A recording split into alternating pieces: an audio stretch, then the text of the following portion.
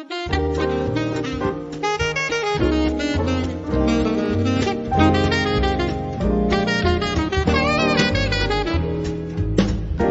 Portugal, there's a YouTube show full of fun facts you need to know. Carl rings the bell and the members show to the GMP morning show.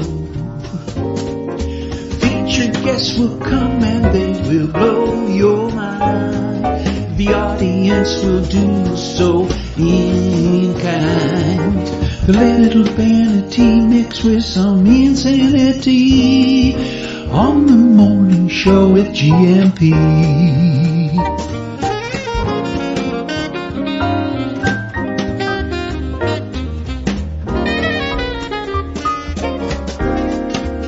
Hey, you gumpers.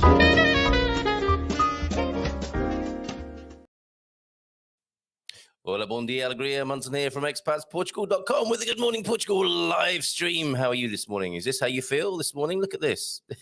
Thank you so much for this that was said. Let me just check who sent this in this morning. Via Carl at expatsportugal.com, the email address you can see on the screen there. If you want to get in touch with me. Oh, that's from Steve. Thank you so much, Steve, who said that not only is there a connection between, and if you've not seen this before, this might be quite terrifying to you, but Steve says, I'm increasingly struck by the environmental similarities between the Western state and Northern Portugal. Seattle also has a special relationship with the banana slug, as you can see there. So it's not just California or parts of California, because it's a specific part of California, isn't it? Well, you suggested yesterday that James might dress up as a banana slug. It's down to him because he started all of this stuff. And there we go. Steve sending in pictures from Seattle there, or Seattle-ish, I think. That might need further clarification from me. You can see I'm struggling with my grasp of American geography, but I know there's always help at hand with that. So not just California. We have a little bit of Seattle action going on with the banana slug. And the good news, of course, is the masks are available.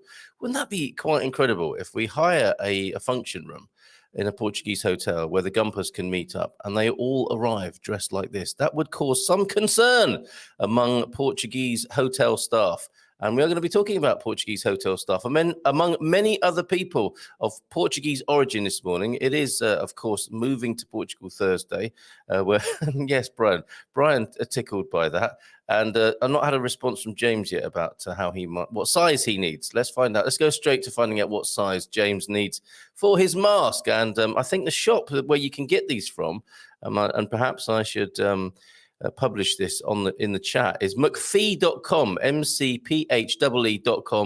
McPhee looks like a fantastic store in the United States. It's Archie McPhee's, and you can dress up like all sorts of things, like an axolotl, a rubber chicken, and of course now a banana slug.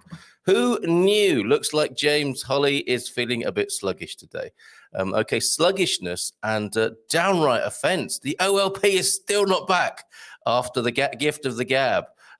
So I'm so sorry. And James's name is MC Slug. It does what it says on the tin, or the mask in this case. I'm feeling a little sluggish as well, says Sam Nazare. Come on, we need to be inclusive. This is becoming more and more esoteric, folks, isn't it? So with so much talk of banana slugs, and we're going down particular avenues and cul-de-sacs of our own consciousness here. We need to keep it open, and we will today. Where was I? I was talking about Vitor, of course. Vitor, our man in the north. If there's anything you want to know, that's why he's here once a month. If there's anything you want to know about the north of Portugal, wasn't it exciting to talk to Ralph Faustino earlier on this week, along with Lonnie, about that wonderful trip, the Carretos trip. They're going to Podence, aren't they, on the 1st of March? And there may still be tickets available. Shout out to Lonnie there if you want a ticket, or go to Ralph. Oh, he had quite a complicated website name, didn't he? Not to him, of course. I think it was an amalgamation of his and his wife's names, but I'm sure Lonnie will be happy to pop in the website address into the chat, or anyone else who may have already bought a ticket. If you got a ticket for that trip to Podence, with that happy band where it's all about the wooden sticks and sausages, by the sound of it, on the 1st of March. But yeah, lovely to hear about Amarante. Oh, special guest tomorrow, I think, based in Amarante. Freya Thika, not Thea Frika. Freya Thika is with us tomorrow for Feel Good Friday. Mia can't join us in the usual way, but there will be some Mia representation, some Portuguese language and culture representation, and we will focus on learning the lingo, but also a bit of Feel Good Friday action. And Freya's here, I believe, live from Amarante in the north of Portugal, beautiful on the outskirts of Porto, or in the Porto district. To talk about, I suppose it's a holistic understanding of life and boosting your consciousness. If you're feeling sluggish today, that could be just the thing for you. So join us tomorrow for that. Sounds like I'm closing the show down, doesn't it? No, I'm just exciting you and tickling you with forthcoming attractions. Isn't that the phrase that they use in the cinema? Forthcoming feature attractions tonight, of course.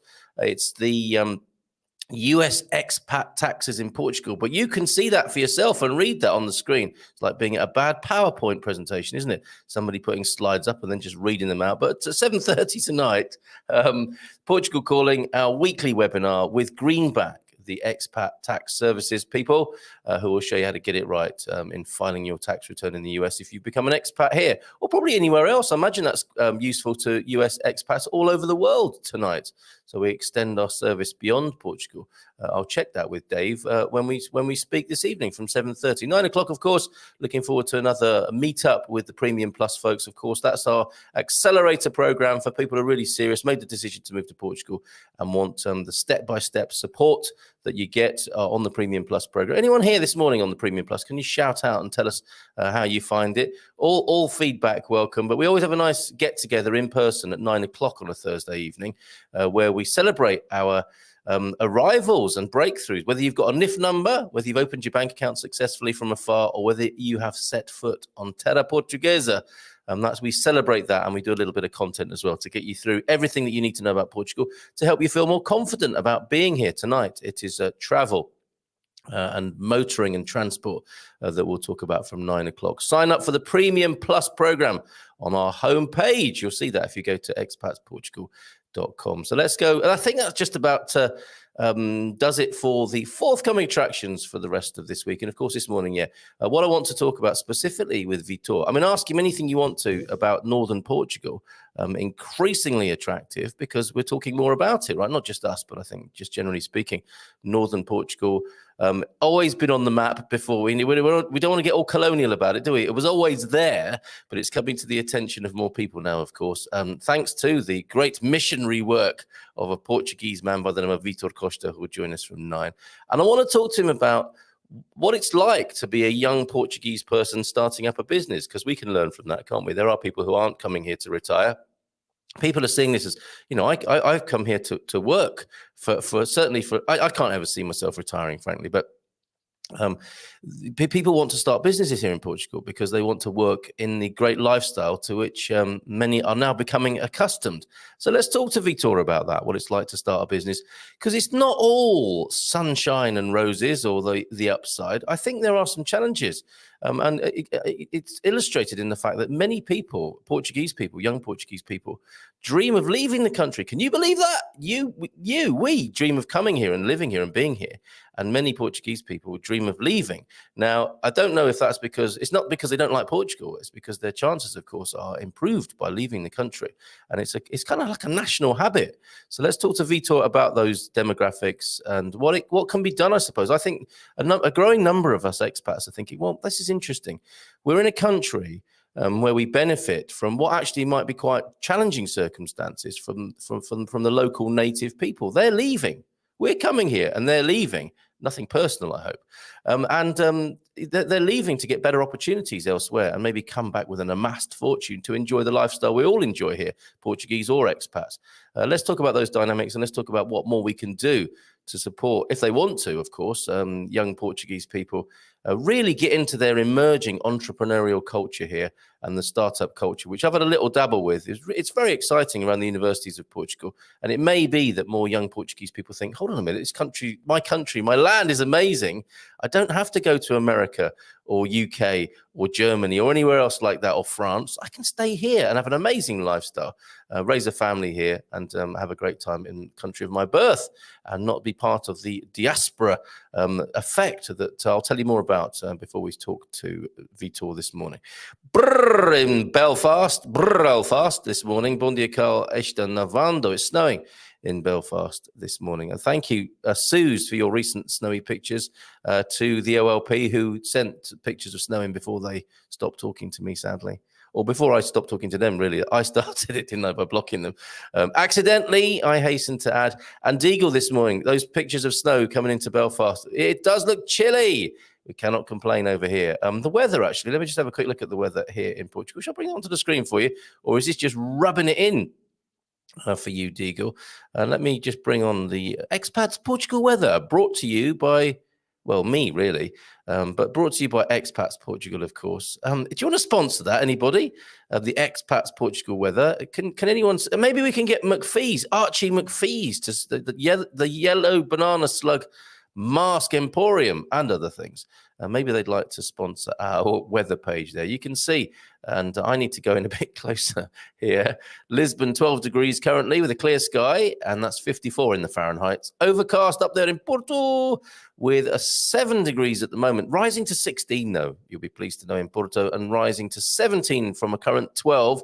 A little bit of a cloudy day in the capital today, but some muted sunshine for Sunday. I having watched these patterns for a little while now, I'm going to say that's probably going to happen on Saturday, Sunday, after a little bit of rain, it would appear. Much needed rain Friday, Saturday forecast for the capital, and in Porto, some rainy days ahead and lots of cloud. But 20 degrees in Coimbra at the weekend, and today actually high of 20 in Coimbra, rising from the current 8 degrees centigrade. And let's go quickly down to Faro. I'll do weather requests if you like. Remember we used to do that? We've got Aveiro, Beja, Braga, Castelo Branco, Évora, Leiria, Santarém, Viseu, Bragança, Guarda, Porto Alegre, Setúbal, Viana do Castelo, Villarreal, and of course the Azores and Madeira as part of the weather picture here. If you'd like to request any of those, I will read the weather to you from those places if you are there. Or, well, if you're there, you'll know what the weather's like anyway. But some people still like to confirm, don't they? It's chilly today. I'll just check the weather forecast. Yes, it's definitely chilly. A weatherman or woman has said so. Rainy in Faro at the moment. Sorry about that. Coach Turner, who's down there enjoying his holes. 15 degrees, though. Light rain at the moment, rising to 16 today. And a sunny weekend, I'm going to say. Certainly Sunday and Monday. Sunny Sunday, putting the sun in Sunday. 16 degrees of sunshine. And Monday, I think I'm going to pull that forward. I think you're going to have a sunny weekend in Faro. So there you go. There's your weather. Let's see who's in this morning. So Deagle having a chilly time in Belfast. And Matty, how are you doing now, Matty? Olá, bom dia, alegria. Todos de Amsterdão e feliz quinta-feira. Quinta, of course, today, Thursday, and he's always well enough to make a chat, that's for sure, or make a comment. Hola, bon dia todos. How are you, Matty? And Chris is here as well. Chris, you have a great jazz funk track of the day for us, Faijo do dia. Bon dia from, who's this on the prof's picture this morning? Does anyone know who that is before that's revealed? Midlife Crisis World Tour, Prof Eusebio, that's his band name, The Prof. Bom dia, solidariedade com o povo ucraniano, the Ukrainian people, solidarity with the Ukrainian people and the occupied peoples of all the world. Absolutely. Well said there, Prof. Thank you for that. Baldilocks, thank you for your message to me, your PM. PM, DM. Sometimes the PMs and DMs, because they come in from all over the place, do get missed to be discovered later. I think I found yours fairly quickly, Baldilocks. Thank you so much for your lovely message. And let me know how I can help. Good morning, all from a cold California this morning. So chilly in California this morning. And he's here. Look, T-Duck is here. Bon dia, alegria. You know what I didn't mention, of course, was the Bubble Off Centre podcast, the storm drain of the Good Morning Portugal show. Yes, where we go there, the things we tend to veer away from. I think we're quite open-minded, and I think we're pretty respectful in tolerating differences of opinion here on the Good Morning Portugal, setting an example. Oh, dear. I see that I'm not sure you should call yourself that, Vitor. But we might go. Here's what's happening here? If I take that comment off there, you're not due until 9 o'clock. And really, putting the name up like that, you should never be allowed on the screen. Stop it, Vitor. He's back at 9 o'clock, everybody. He's back at 9. Oh, no. What would be worse?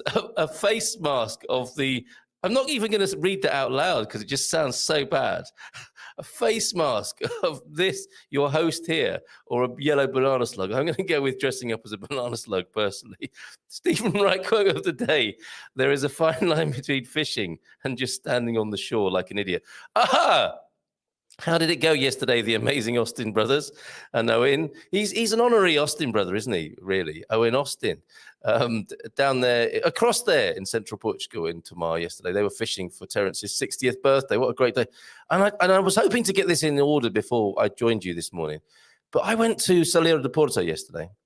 Had a lovely walk down there with the whole family, 3 generations down in Salero de Porto, where the sea comes into the estuary. And there's some amazing aquatic action. Thank you for that Stephen Wright quote, by the way, T-Duck.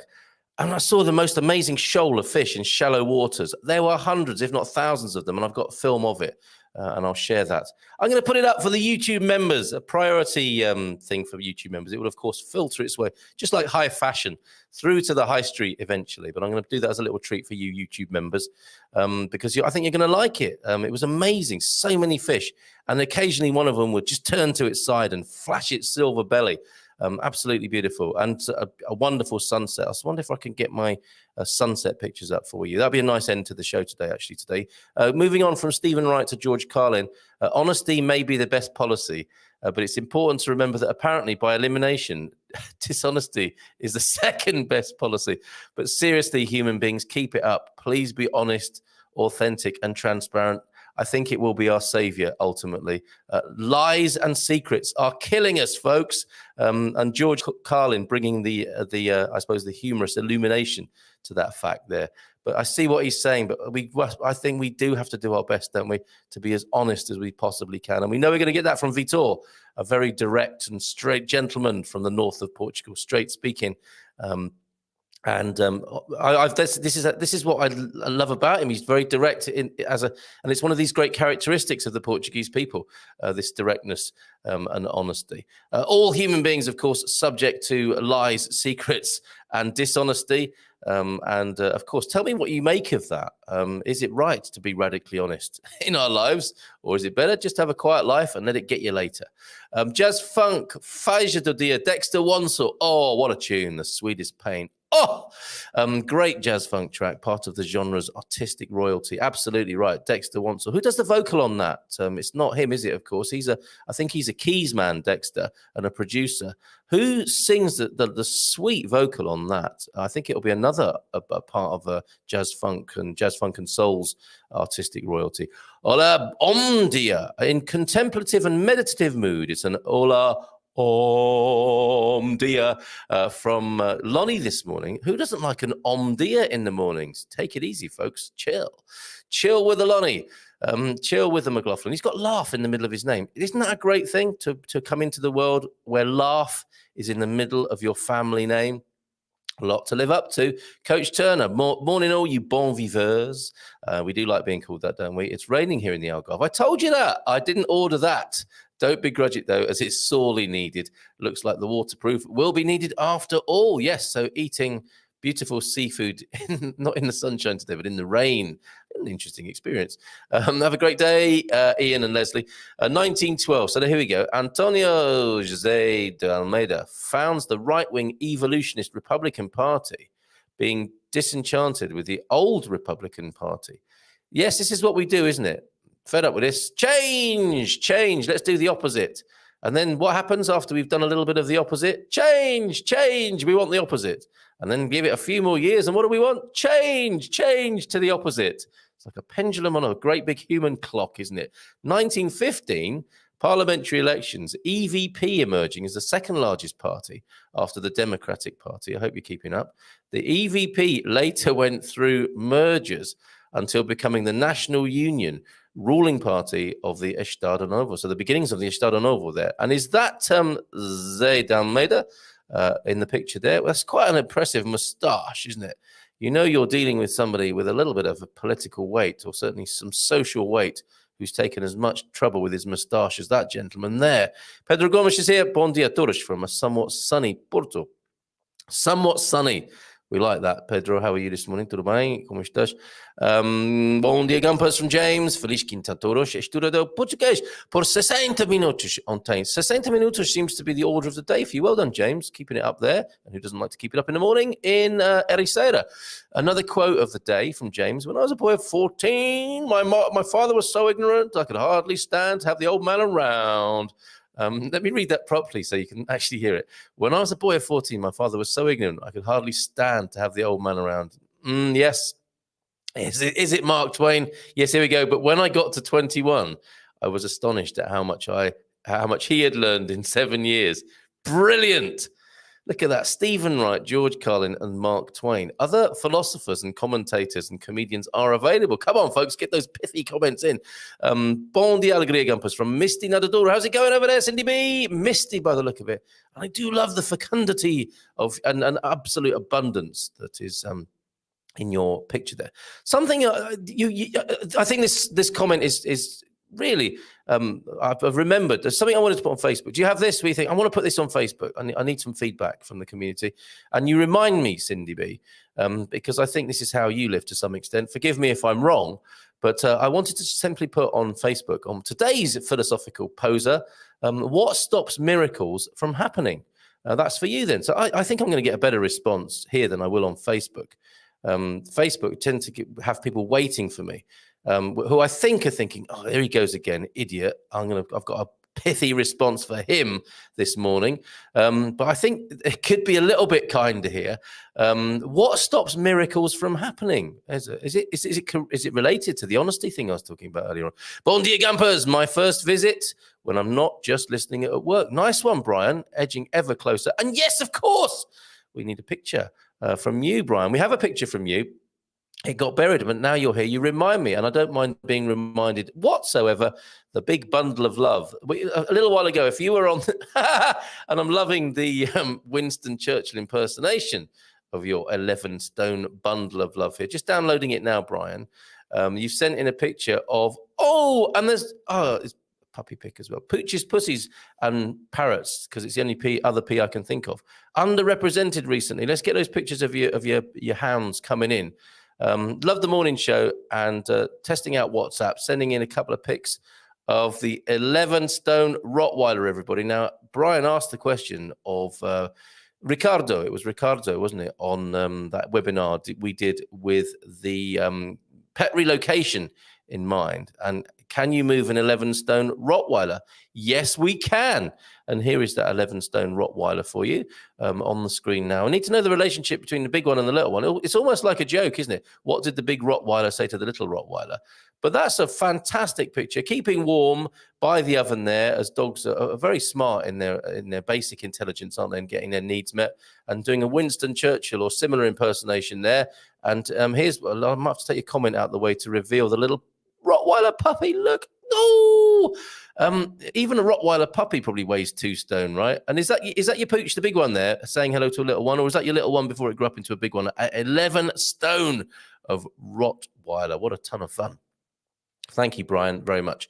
And thank you for being here whilst not working, but giving us your full attention. James, I think, enjoying the fact that he's dressing up as a slug when we get together. Bon dia, Carl, and everyone from Michelle in Australia. Fantastic. And yes, Susie's here. James is feeling a bit sluggish today. Indeed, redwood forests are where the slug resides. So any redwood forests up there in Seattle as well, you'll find, where you find a redwood, you find a banana slug. And people must have thought at first sight, if they were hungry and weary, trudging through the redwood forest, bananas grow on redwoods. Let me have that. I'm starving hungry. How is that? Is that how you're dressing up during Carnival? Asked Pedro. So hands up anyone who's dressing up like a yellow banana slug for Carnival. Gary's here. Bon dia, Gumper. Sad day today as we have a big family funeral. Never easy. I'm so sorry to hear that, as others are here this morning, Gary. All the best to you and your family for what can be as good a day as possible under those sorts of circumstances. So love to you and your collective, your tribe there in that situation. And apparently, slugs refuse to recognize arbitrary political boundaries. Good. It's like, yeah, I was going to say it's like salt to a slug, but it's not. They don't care. They'll go where us polarized. Is that polarized? Yes, not polarized. That's a bit of a Bushism, isn't it? Us polarized human beings. Where we just tend to keep in these ridiculous boundaries that are clearly causing us a lot of trouble. We still do it, don't we? Day after day. I'll have my polarity. Thank you very much. It's separating me from my other human beings, but thank you very much. I am fine. Every man who deserves to be famous knows it's not worth the trouble. We'll ask Vitor about this in just a moment. And his countrymen, Fernando Pessoa said that. Every man who deserves to be famous knows it is not worth the trouble. We get first-hand testimony from the increasingly famous Vitor Costa. Bon dia, Gumpers. And so, yes, never easy. We do send our best to you, Gary. Also, our thoughts with the Ukraine people. And we wish them safe days ahead as Putin flexes his military might. Can't wait to see your new guest, says Vitor. Vitor! Look at that. They're shouting for him already. And hold on a minute. Hope you liked. I do like your doggy pics. And your WhatsApp test was clearly successful, Brian. Send more. Good vibes coming from the Vitor. And Michelle here to see Vitor as well. And so is Pedro. People loving Vitor and the mentions of the north of Portugal on the show as often as we possibly can. Let's not forget the people of Russia, who are lovely people, who are being ruled by a crazed madman. I mean, who isn't being ruled by a crazed madman? Or at least they're trying, aren't they? Maybe we'll put this sort of thing behind us in history one day. Let's hope we can halt his stupid plans. Other stupid plans are available, I should add. So you regained access to your account. Oh, good. So Michelle was having a bit of trouble as well. For some reason, YouTube would not let me post unless I opened a channel. Today, all is working. It wasn't me. Carl, big echo going on. Anyone else getting a big echo? Retirement is no longer the outdated image of simply fishing for the remainder of one's days or golfing. It is the privilege of having the freedom to choose to live however one wishes. Work, volunteer, or fish for that matter, of course. Southern US is having an ice storm, 20 degrees minus. 20 Fahrenheit, of course. Wow. Take care, Sarah Smith. Posting on YouTube is likely limited to account holders only to prevent uncontrollable trolling. And we all have an outbreak of that from time to time, don't we? Hey, there's water falling from the sky in Portimao. Rejoice! Rainmakers who've been praying for it. Your work. It's in the same sort of realm as my earlier question. What stops miracles from happening? People pray for rain and it happens, or it can. What makes it happen? What's the difference there? Elra Linda, thank you for your comments yesterday. I didn't get to them all, did I, Elra? I noticed that. It was a very busy day yesterday with my mum making a very popular debut. I've had WhatsApp messages asking me to get my mum back on already after the first time. And she's quite enigmatic. She's famous now after yesterday in this community anyway. And people sending messages, your mum was amazing, your mum lovely, get on. Donna Susana will be back at some point. And Vitor Costa will join us in a few minutes too. Are you going to use that ring light, or is it just a paperweight on your desk, Vitor? I wonder. I always find it amusing when people have ring lights. He might crank it up now. But people have a ring light in their room, and you can see it in the background. And you think that would light your ring. No, it's not for lighting rings, is it? That would ring your light. No, that would accentuate your beautiful profile if you were to use it rather than have it as an ornament in the back of the room there. Moaz, bom dia, Carlos Todos. Late today. No worries. We were here and ready for you. We knew there was a Moaz-shaped hole missing. We can barely deal with one Carl Munson, not two. Thank you, Lonnie. Film? Ask the millennial. Did I mention film? When I should have said a more contemporary word there, I suspect I did. Evil Carl Munson has appeared. Have you ever been swimming within a school of fish? Is that a joke coming up, or is that? No, I haven't. But if it's anything like having your feet nibbled, which I also haven't done, you know those manicuring fish. Is it like that? Do they do your whole body when you swim with them? Ooh, I went swimming with a school of students once, says James. We all did. We were all school kids once. So it was hard to believe, isn't it, looking at some of us?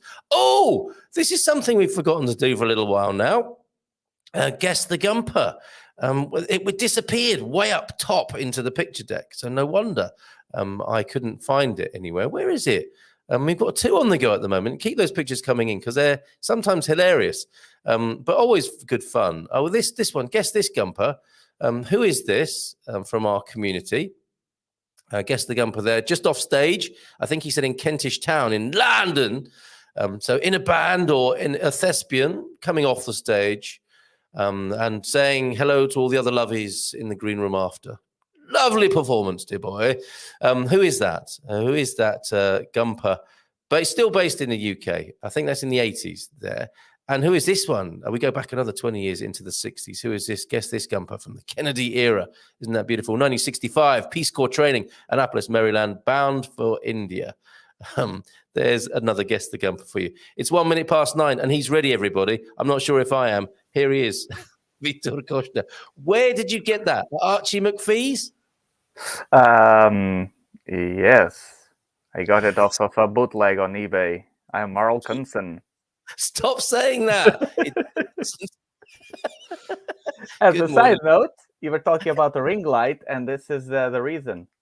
Oh, I've got you now. That's very good. That's very good. I actually want to be seen, so I've been doing YouTube for a few years as well, and the lighting is, one of the biggest impacts for camera quality. And you would usually use like 3 different sources of light, so it looks more natural and all of that. So the ring light kind of covered that whole thing. Hello, good morning, everyone. How's it going? Hold on a minute. We haven't finished talking about ring lights yet. I've got a lovely ring light, and if I turn it off, look, that's what happens. It's true what you say, isn't it? It's true what you say. Showbiz. And I like your own natural approach where you've actually got your lighting in view as well. You need some lighting for your lighting, maybe. Yes. And, since I have to be here in the bedroom because the office is being used right now, it would be a lot better than just... Vitor, where are you? I think it's Vitor. There he is. Fantastic. So how are you? Tudo bem? So that's none of your business. I'm great. How are you? You're right. It's none of my business, but I thought I'd ask anyway. I'm pretty well. And did you catch Ralph earlier on from Amarante?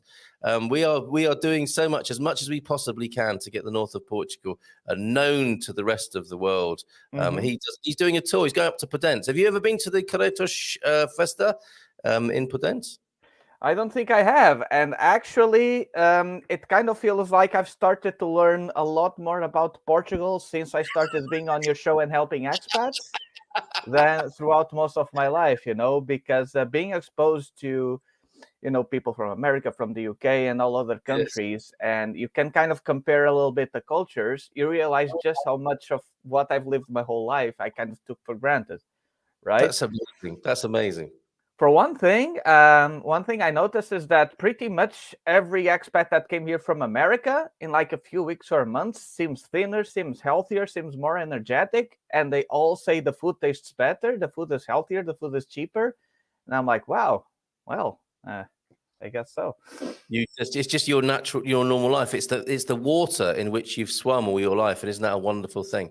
Which brings me on to one of the things I'd love to talk to you about today. It's Move to Portugal Thursday, where we're encouraging people to move to Portugal, as the name might suggest.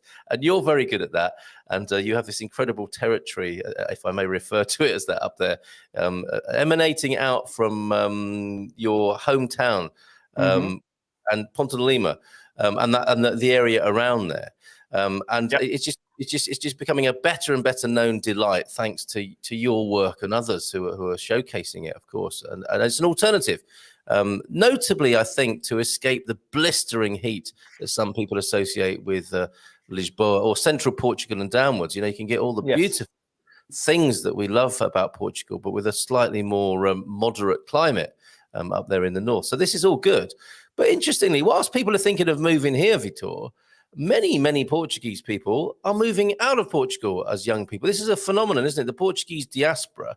I was looking on Wikipedia to get a little bit of background on this. It's as good a source of information as I can find.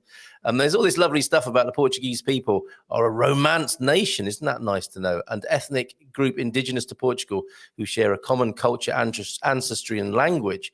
The Portuguese people's heritage largely derives from the pre-Celts, the Lusitanians, or the Coni, and the Celts, the Galatians, the Turduli, and the Celtici. who were Romanized after the conquest of the region by the ancient Romans. So this we know, and obviously in Pontalima, there's a great tribute to the Romans coming across and how they were thwarted.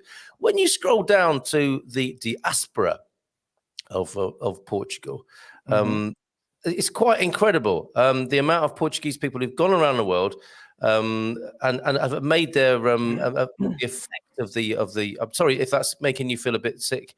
Me scrolling up and down, but I can't find the bit that I was reading earlier on about the. Oh yeah, Control F.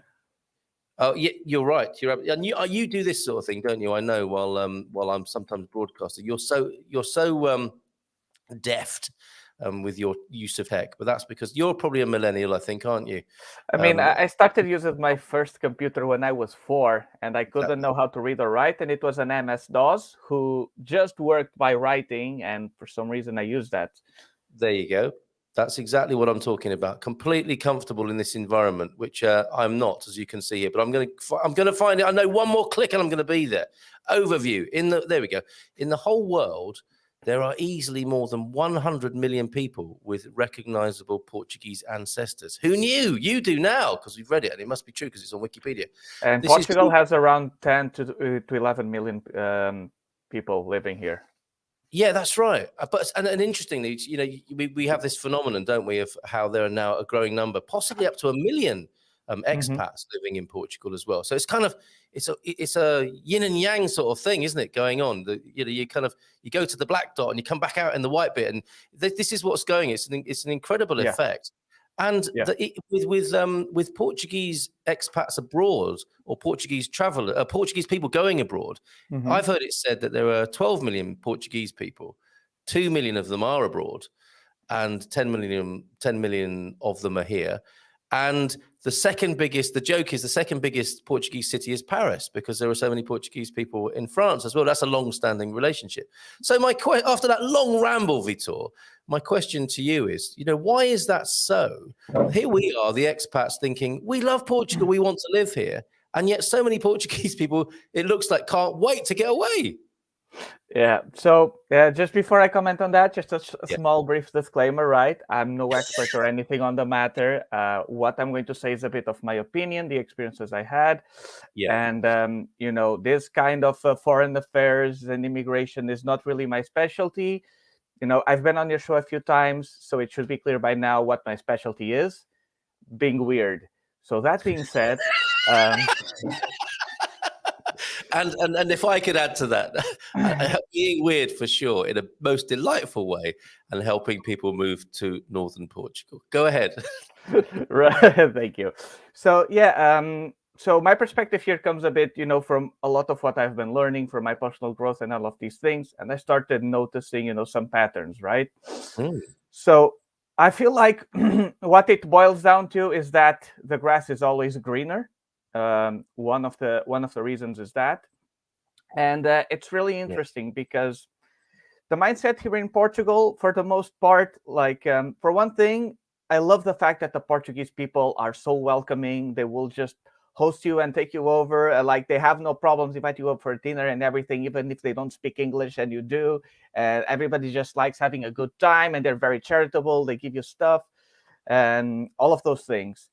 Yes. But when it comes to us, right, to our own lives and, you know, to our own small family and everything, the mindset is a lot more, you know, kind of like scarcity and poverty and a little bit victim mentality in some cases. And people have, you know, this different view, right? Of course, that happens in every country, but it happens here maybe a bit more than average.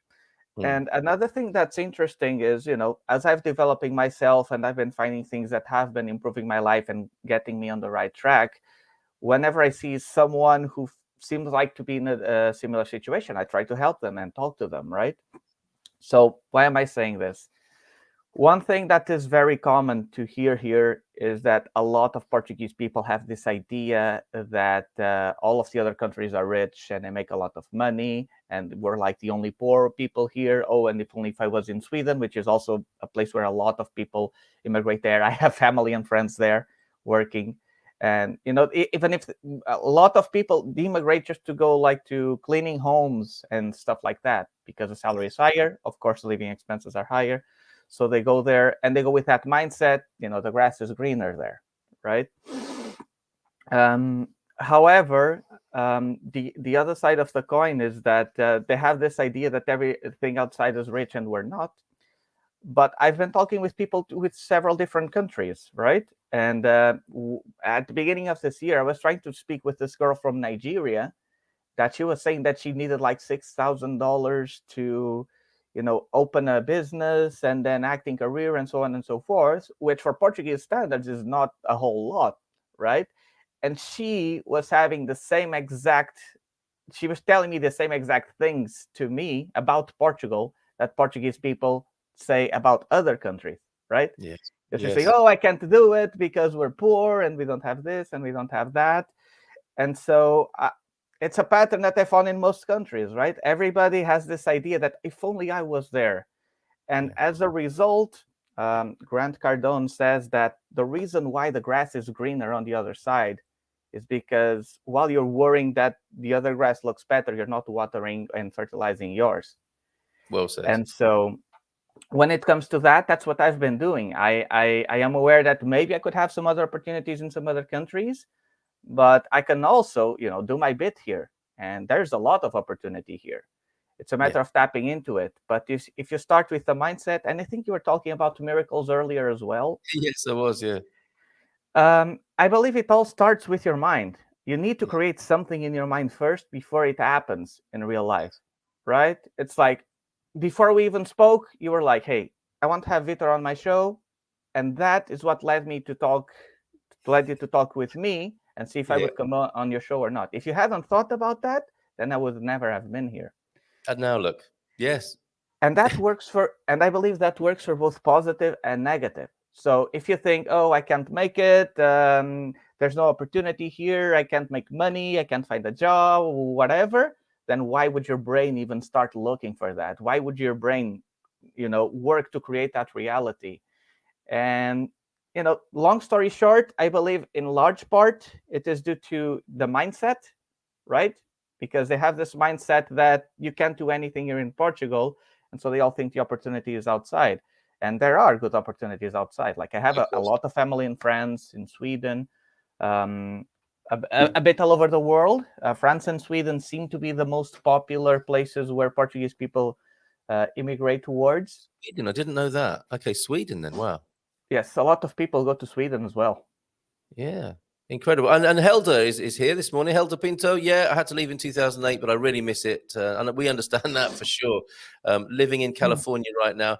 Here's why the answer to the question, 700 euros a month. And of course, the terrible minimum wage doesn't help with this. There are practical, tangible factors. We're not completely... Yes. That also explains why so many expats come here, right? Of course it does.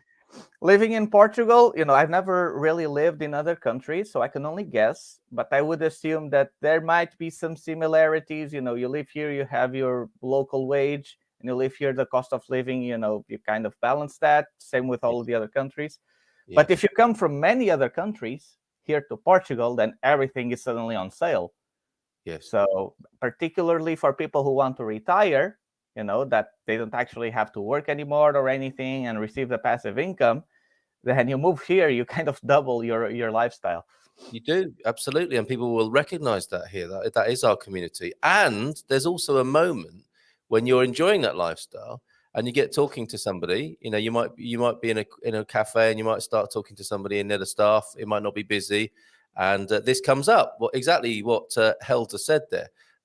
We earn 700 euros a month, and you're like, hold on a minute, and a penny drops, doesn't it? There will be people in this community who have that moment. I have, where you're sat in a cafe and you hear that and you think, so I'm sat here eating this pastel de nata and coffee, the thing I dreamed of doing here, and the person serving me is on 700 euros a month. That's part of why this works. And you think, ooh, maybe there's a little bit of transformational capacity in here for things to be a little bit fairer and more balanced in this equation that's going on in this formula. And that's what I'd love to talk about today, how that happens, because we are seeing the beginnings. I mean, I've been involved in it to some extent. I was working with my dear friend Michael Brodie, who is creating a social network, a new kind of social network called Our Net, and we found ourselves at the incubator of the. Well, first of all, we were in Lisbon, and we were meeting incredible people. Stuart Noakes, who I mentioned yesterday, who's at the Canopy kind of startup support system. And he's tuned in as a Brit to what's going on in Lisboa, people coming and being based there, at the LX factory, at the Lisbon Underground thing, where those double-decker buses with the containers and the incredible new, what are they called, hipster-type office work environments, and all the nomads coming, the digital nomads.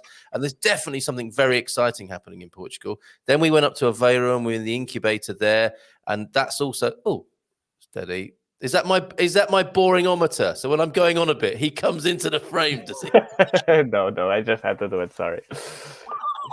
It's the trouble is it's not the only one. There's another one of those working in Lisbon as well. I've seen, thanks to T-Duck. But yeah, an amazing startup culture.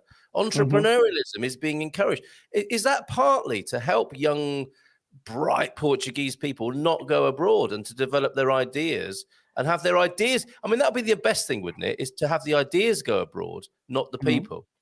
Yeah, like as I was going through, high school and everything, a lot of my friends, family, and so on, like I know there is a lot of potential in Portuguese people, particularly the youth, because it was the ones I was the most exposed to. But like when it comes to technology, electronics, all of these things. So many of the people I know, are great at that, are passionate about that. But it's that feeling that, hey, but what can I do with that here, right? Yeah. I actually know one friend who started his own software company, and he's doing consulting to businesses and everything. And he actually, he and his friend, I believe, they created, some AI software for Zoom and KW here in Portugal. So there are a lot of great things being done, but I think it boils down to, nobody really teaches us the entrepreneurial spirit, right? Okay. Schools, colleges, and all of these things, they basically train you to be employees, to be working for someone else, right? This is how you do things. This is how it is. This is the correct answer. Don't really stray too much from, how you're supposed to do things, and just you follow orders, you follow their schedule, you follow what they teach you. And so when it comes to you starting a company, you don't even know, for the most part, what a company is. You don't know how to start it. You don't know how it works. You don't know anything. And I'm speaking about myself, because I only started learning this at 27 years old, 3 or 4 years ago, because nobody had taught me this. And even though my dad was an entrepreneur, even still, I couldn't really figure out all of these things until I started looking, outside the box, outside the conventional means, reading a few books, taking a few training courses, and all of these things. And that's when things started clicking. And that's when I started realizing, because until that point, there was always this idea that, okay, for you to, to have money or anything, you need to have a job, right? But I feel like at this point in time, job means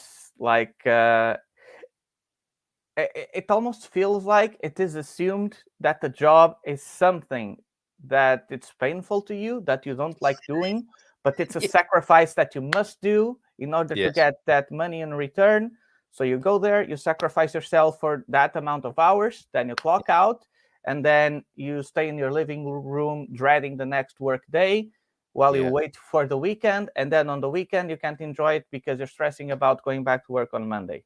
So what a grim picture. What a grim picture you present there. But I think it can be true for people. And are you suggesting, Vitor, that an alternative is possible? Yes. Okay, let's hear more about that a little bit later on. We've got to go to the comments. It's been I've been rain dancing for weeks, so maybe he's available for hire. Can you imagine that? You hire a rain dancer and he turns up with a yellow banana slug mask on, gets his kit off and starts dancing in your garden, and then within a few hours or days, the rain comes. James Holly, available for such a gig. Just chat to him in the comments there. Would you say more about radical honesty? Is it about emotional honesty? Well, partly. The guy you need to speak to, and I'm going to put this in the comments because I have so much time for Brad Blanton. and his amazing book, Radical Honesty. I think it's 20 years old now. Is that someone trying to ring in from Germany? I wonder who that is. Okay, send me a WhatsApp first if you're calling me from Germany, okay, and we'll get you on. But I can't just answer a random call from Germany, can I, Vitor? It's not even a WhatsApp call. I'm not going to take that chance because that could be very embarrassing. So, Radical Honesty by Brad Blanton. Really, I mean, it is about being honest about what's going on for you.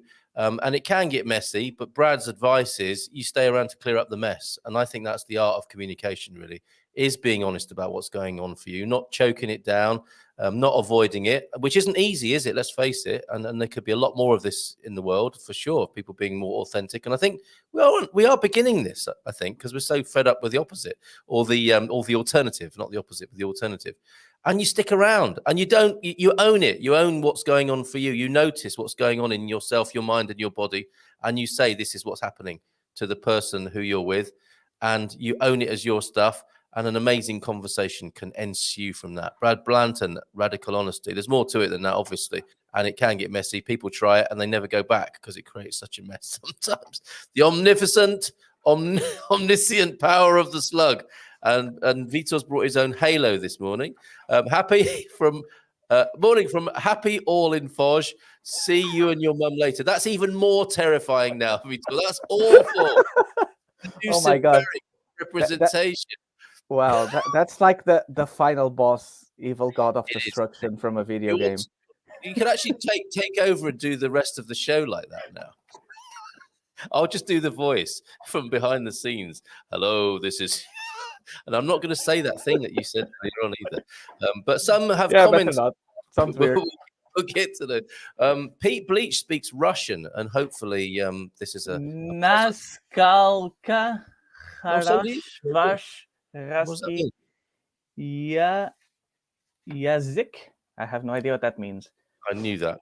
Feels so good words, can't explain, got to be the sweetest pain. Lyrics performed by Terry Wells. Tell us more about Terry Wells, Chris. I knew it was somebody of great standing in the jazz, funk and soul community. Terry Wells there. Good morning, all you lovely people. I love a bit of honesty. I even enjoy a bit of non-hostile antagonism. The NHA, to get at what people really think. I get this from my father, but I only do that in person. Yes, it's not good doing it. I mean, so many of us are distributed now, aren't we? But as teams working by email, and this stuff doesn't work well via email necessarily. Oh, Pete's continuing. Thank you for that. Non-hostile antagonism. Can we have why don't you give us, me and Vitor, I think a quite broad-shouldered Nubianet.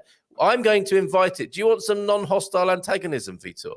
Should we try some from Nubianet this morning? Antagonism can be very fun. Okay, but do you want her to just do it to me, or are you up for having some yourself as well? Bring it. Bring it, he says. Live non-hostile antagonism on the screen right now. And I don't know if this is non-hostile, hostile, or whatever Carl. it is. No, stop it. Carl, I think you could pull off the bare chest. Yes, you were right. You could pull off the bare-chested horse riding quite well. I'd like to think so. Apparently, Portugal is on the list for next Tuesday. What's that? And for an invasion? Stop it, Pete. Miracles happen all the time, non-stop. We just don't always recognize them, usually because they don't always look the way we expect them to. I mean, the fact that we can be sat here and our bodies are breathing and doing millions of things without us having anything thought about it is a miracle, right? You're looking at a miracle right there. Let me just show you a miracle, everybody. Let me present to you Vitor Costa. There he is. He's a miracle. We all are. Take a look at yourself in the mirror for a minute. You are a miracle, my friend. Maybe what stops miracles from happening is the unwillingness to consider that they are possible. Yes, Lonnie. Thank you for that, Lonnie. It's so true. Haha, looks like Triumph, the insult comic dog. Oh, is that the great big... I don't know of Triumph, but that might be the Rottweiler. Oh, no. What's happening now? Oh, who's that? Hello. I was looking at your desk, not at your dog there. Not happy about this. Hercules. He's a rescue. Hercules was just trying to have a snooze there and was exposed on YouTube. Hola, bon dia, a minha gente from Rebel Mama. Hey, Rebel Mama. I think you know Vitor as well. Bom dia, Gumpers from Carlos M. Heading out to Portugal tomorrow. Yes, can't sleep from excitement. Lisa and I. Oh, Carlos, so good to hear from you, and so good to hear this news. Looking forward to meeting some of you in person. Yay! Come see us on the Silver Coast, won't you? How much is a stone? Oh, 11 stone. What's that in kilos? Can someone translate for us? In the park, they have various weights, so no idea how heavy that rotty is there. Oh, speaking of which, Carl, I heard you met Bob and Viv. Oh, aren't they fantastic? Bob and It's Viv about on 70 kilos. 70 kilos. 70 kilos. There you go. Little one was just a passing pug. And who doesn't like to pass a pug in the morning? That sounds painful, doesn't it? Doctor, I passed a pug. Well, what have you been doing? There it is. There's the passing pug. I thought it was a little Rottweiler puppy there. And look at the gear on that Rottweiler. Presumably, when that Rottweiler wants to go somewhere, you need to have quite a sturdy setup to hold him or her. Well, it depends on how you do it, because before I became a real estate agent, I used to teach people how to walk dogs, calmly. Seriously? Without tugging on the leash and all of these things. Yeah, that's how we could I- managed to rescue this guy. Put me down. I had the most. I had a situation with my two dogs this morning where Really? Jimmy Chew was so keen to get out. He climbed through the fence and went onto the road. And then Peggy went after him, and I was shouting after them both. Shouting's not the way, is it? I don't think. It depends. It depends on Okay. the situation, depends on the previous training and all that. But yeah, usually within the first 5 minutes, at max like 15, I can get the dog properly walking by your side. Okay, when can you come? Let's see. You're that close to Lisbon, right? No. Well, I'm Silver Coast, San Martino de Porto. Closer. Bring the family over. Bring the family over. We'll go paddling after we've trained the dogs. That's fantastic, Vitor. Wow, what a guy! Maybe a more useful question might be, what is in the way of us seeing the miracle that life presents? Thank you again, Lonnie, for that. That's wonderful. Putin does legitimize that bombardier bumpers or sentiment there, Carlos. Yes, dear, oh dear. Close, 1 stone, 6.3 kilos there. Or a kilo is 2.2 pounds. That's another way of doing it. I always think of a bag of sugar. Bag of sugar is a kilo, isn't it? Or 2.2 pounds. Carl, did you just call crazed man to our president and prime minister? I'm not sure what I've done there. Vitor has been up since 7 o'clock working to help people find a home. He does this every day. Is that true? Yes. By the way, Lonnie has been probably the single best thing to happen to my personal and business life. So thank you. There you go. Acknowledgement. I've got to say the same. It's a Lonnie Love Fest, everybody. Unfortunately, I haven't met it in person yet. But hey, Lonnie, on the 10th, I'll be in Porto, and I don't think I'll be doing anything on the afternoon. Also, other expats if they're available. But Lonnie is a priority now because I need to meet him. So how about that? He's such a blessing to our community here in Portugal, everybody. The Ukraine thing is due to the US pushing NATO on Ukraine. Oh, it's kicking off now for military access on the Russian border. What would US do if Russia put troops on the Mexican border? I hate Putin, but don't believe the hype there. Let's see how that unfolds this morning. Because it's not like the US to invade anywhere, is it? Should I have said that? Francis, what? Oh, thank you, Francis. I saw here a comment from Healthy Move Portugal saying, Vitor, in Carl's case, you need to train the owners. I have been there and seen it.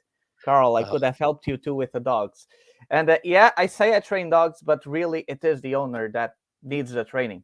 Because I'm feeling as though I've been. It's not you, it's everybody, because the way we deal with humans is almost inverse to how we deal with dogs, and we tend to anthropomorphize them and treat them as if they were humans, and that's where most of the issues come from. Because we try to negotiate with them, right?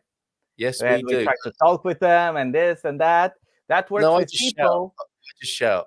I don't shout at people, but I do shout at dogs. And Matty it's not about shouting, but they need someone who is a leader, is firm, and hey, we're going to do this, and we're going to do it this way, and they'll be like, "You got it, boss."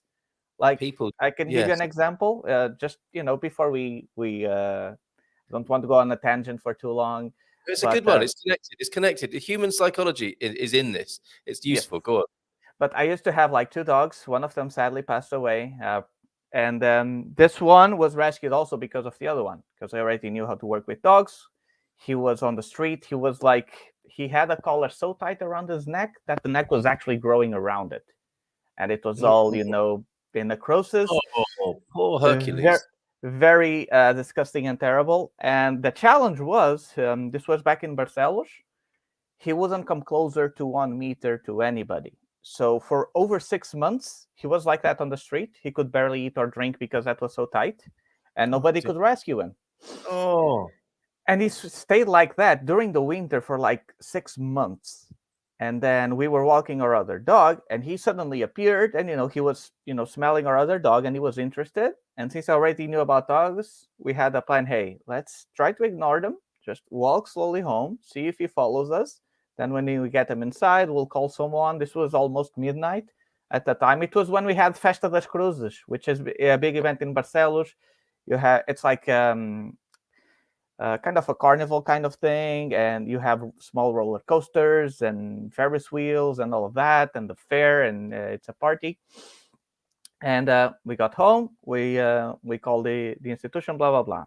And then what happened was he still had a bit of a traumas. He was a bit more, on edge when he saw other dogs and people that he didn't know that would approach him, right?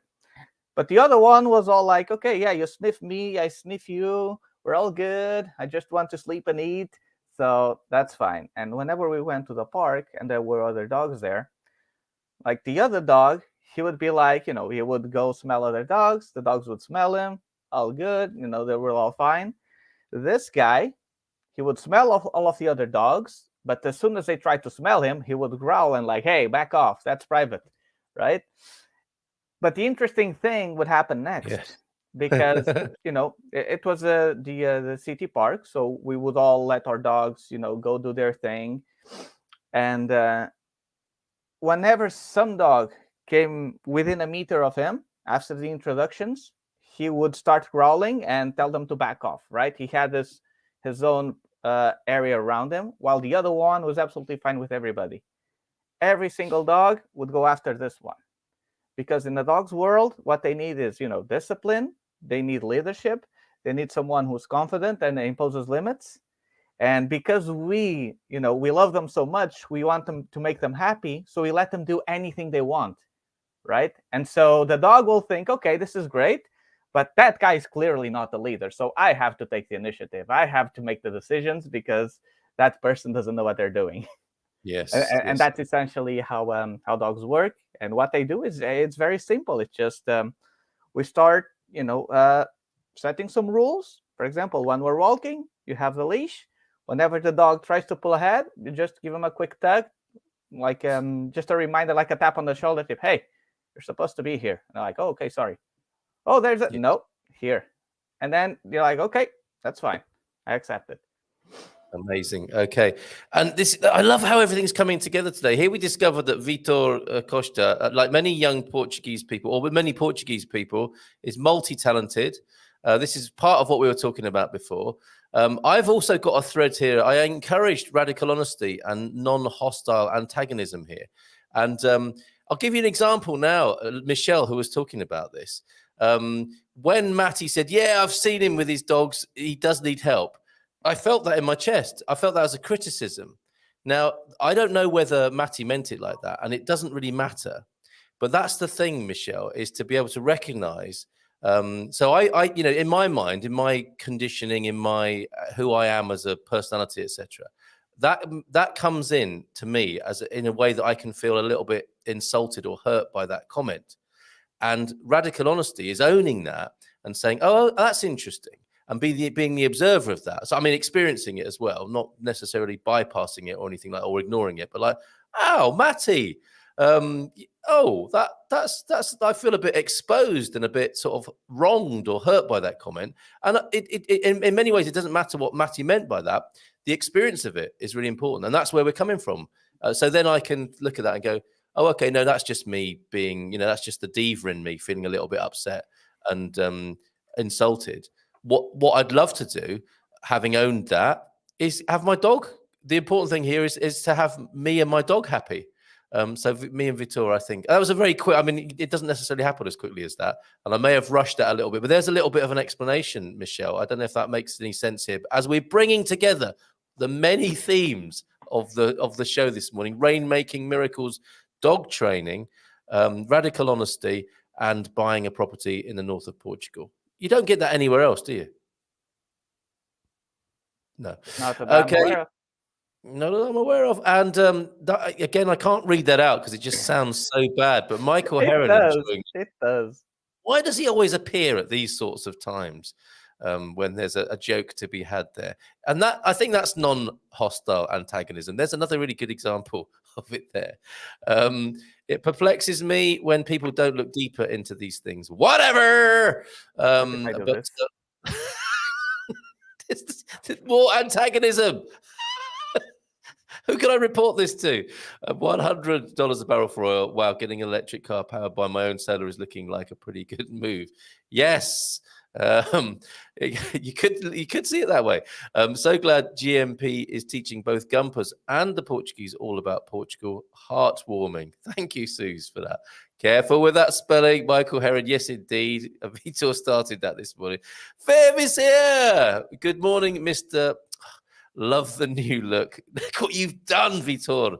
Morning, Bob. Morning, Viv. Bon dia, Carl. And Vitor from Raj. Good morning. Oh, Raj, thank you for your lovely comments about my mum yesterday. No wonder there's people who use red diesel. Not us. We hasten to add, we would never do that unless we were actually farming. Pete could do that. I think Pete's a gentleman farmer, and I use the phrase very loosely on both accounts, but you could probably use red diesel with your setup there. Thank you. And an incoming coffee as well. They're being horrible to me today. Yeah, they are. Pete, since we live in rural areas, how about our horse and carriages again? We can have amazing carriages now and lots of manure for our gardens. There's a win-win, right? When life gives you horse manure. Okay, yeah, so there we go. Yeah, back to Helder's comment from our original theme. We've got lots of threads running. And another one starting now is getting family reunion appointment very tough these days. I think it is quite challenging, that's for sure. I was having a little rummage around on the CEF portal yesterday.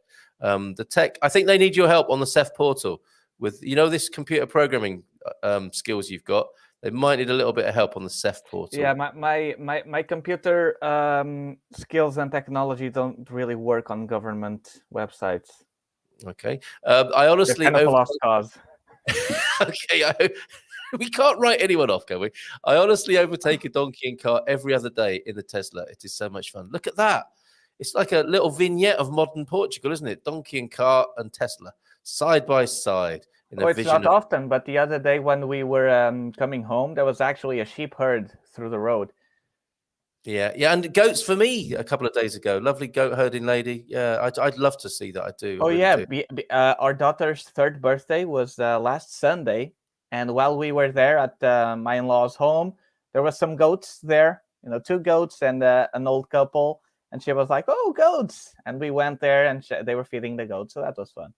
Oh, how lovely. So happy birthday. Parabéns to your lovely daughter there. Beautiful picture. Parabéns. Speaking of which, have you ever had anybody on the show explain how the birthday song, what it means here in Portugal?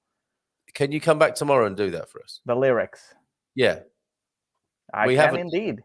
Can you really? Because we need to break that down, because I can only sing the first line and then it just goes into...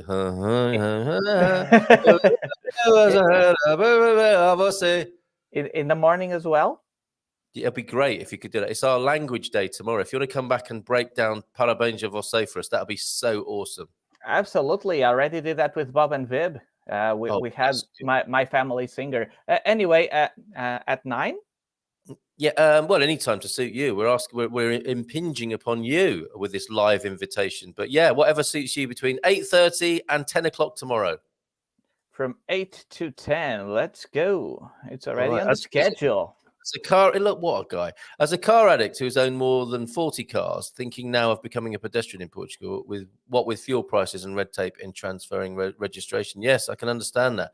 And Viv says, Bon dia, must start thinking in Portuguese. I wonder when that kicks in. And yeah, back to the €700 a month, something that we'll continue to talk about. We've got only 20 minutes left. Go electric. Suze is Pete's recommendation to you. I want to get to all the possible comments this morning, come back to all the threads and strands of conversation this morning. Hola from Brand Messi. Do you represent Lionel there, I wonder? Electric still raises the issue of what to do with the batteries when they expire. Of course it does. Humans. Oh, I love your halo. Love your ring, Vitor. When I was in Lisbon, I was surprised so many Portuguese waiters and people in the service industry in general speak French. And that's the reason why, isn't it? For Moaz there, so many people, Portuguese people, have either been educated in speaking French, the over 50s, or have gone to France to work, and they speak beautiful French. Most people have at least family in France. Yes, so there you go. Pete Bleach, in defense of electric batteries, 30 years' time, they'll be able to recycle them, and probably me too. Anyone looking for a Pete Bleach to recycle, get your name on the list now. I know your setup and the cost, there are other setups, just takes longer to change there. Okay. Talk of, look, gold, this is what war brings, isn't it? Gold up 4% and silver up 5%. Isn't it horrible? It will be interesting to see how it works out. A car battery shop owner told me that in manufacturing electric car batteries is hard on the environment as driving a Mercedes for 500,000 kilometers. Morning, Miles Massive. That's really deep and esoteric now, isn't it? Let's see if we can maneuver ourselves out of this cul-de-sac in some way. Dude, living in poverty and not having opportunities isn't due to a mindset for many people. And this thinking leads to demonizing poor people. So be careful. Next, oh, come on, Rebel Mama. I think that's out of order, personally. It's like I should have mentioned that what I was gonna say would be very controversial and easily misunderstood. Yes, clearly. Like so you're acknowledging the power of the mind, undeniably so. 1 minute, and next minute you're going to be cheering for Shager. Come on. No, but she is right, however, and it really is, a very difficult line because I obviously know that it's not easy for everybody, and some people have a big deck stacked against them, right? Yes, of course they do. And it is the way that I am, and I am talking the way I feel like that I believe would help most people in general, but I know that not everybody is on that mindset. So, for example, in very broad terms, I believe that whenever we have challenges in life, we can either assign blame or take responsibility, right? And I believe that one of those two is what can allow you to grow. Now, it doesn't mean that everything that happens to you is always your fault, but me personally, I always assume, or rather, I think about that if it was my fault, what could I have done differently to prevent this, right? So, for example, in the first few weeks of January, we had a car crash because the van on the front didn't, put the blinkers or turn on the brake lights. The car behind her had to brake very fast. I had to brake very fast as well. We were fine, but then the Mercedes behind me couldn't. And so she smashed into me, and then I smashed into the car in front. And so obviously it was her fault because she's the one who hit in me. But I would be like, okay, what could I have done differently to prevent this from happening, right? Maybe I could have kept an even bigger safety distance. Maybe I could pay even more attention to the cars in front and see that they were slowing down. So even if it wasn't technically my fault, I tried to look for ways where I could have made that happen better. And now, when it comes to all of these things, like I know it's not easy, and as Rebel Mama says, it's very obvious. And I am aware that as the more I learn about these things, and I get into the entrepreneurial spirit and all that, sometimes I do feel that I lose a bit of touch with how I used to be back then. Yes. And I am very well aware of that. And thank you for calling me out also. Yeah. But I really want people to succeed, and I really want people to move forward. And it really is my belief that, even if it is true, that thinking that the world is against you or the economy or the wage and all of these things, even if all of that is absolutely true, I don't think that helps too much. Because if you think like that, then you're basically, saying, okay, I'm like this, but there's nothing I can do. And I like encouraging and empowering people to think what they can do. How can I make things better? Okay, everything sucks. Maybe I lost my job. Maybe I'm in debt. Of these things, what can I do? Can I sell something? Can I maybe, I don't know, go into somewhere like, hey, let me work in your kitchen. You don't need to pay me for a while. Let me prove myself. Just give me a meal for a while. I don't know. I mean, there is always something we can do, and of course, not everybody is ready for that. And yeah, And you, it I is mean, a complicated. and you can only do this, what we're talking about, for yourself, can't you? I mean, Yes. I don't think you are telling other people how to live their lives, No. or No. coming up with reasons why some people are rich or poor. You're talking about what you're doing in your life, and I think you're owning it. And you dealt with that beautifully, I have to say. Thank you, Rebel Mama. I always welcome Rebel Mama's input, and clearly I was triggered there, and I was asking, wasn't I, before for non-hostile antagonism, and I think that might be a Yes. good example of it there. And I think that is written in a particular way. To make a point, you got duded for a start. When someone starts a sentence, dude, you know something's in the pipeline, don't you? But thank you for that, Rebel Mama. And Vitor, thank you for answering that in such a beautiful way. Thank you for calling me out. It's the calling out, the non-hostile antagonism that I think really makes a difference, isn't it, in life? So yeah, let's check our assumptions. Let's call each other out, and let's have respectful Oh, and if discussion. I may add just one more thing, Yeah. one of the reasons why I say all of this is because I'm talking about myself, because I've been all of that. I've been all of that victim and the sucks and salary and all of these things. Yeah. And maybe that's why sometimes I am a bit harsher Yes. when I say these things, but the person I have in mind when I say it, it's me in the past, and to remind me to not go back there. And actually, Capricorn 12, he did say, I think it is the word hope is what you are looking for. And yes, absolutely. We're talking about the Portuguese thing. Yeah. And I think if a person doesn't have hope and faith in something, I don't care if it's a God, I don't care if it's yourself, it's a mentor, your parents, your teachers, whatever it is. Children, for that matter. Yeah. If you don't have hope and faith and a purpose, then I think life becomes miserable, and I have been there. Yes. And we were talking about, I think you said that if I had another solution or whatever, and of course, it is my opinion, but it is based on my experience. And what I feel is happening now is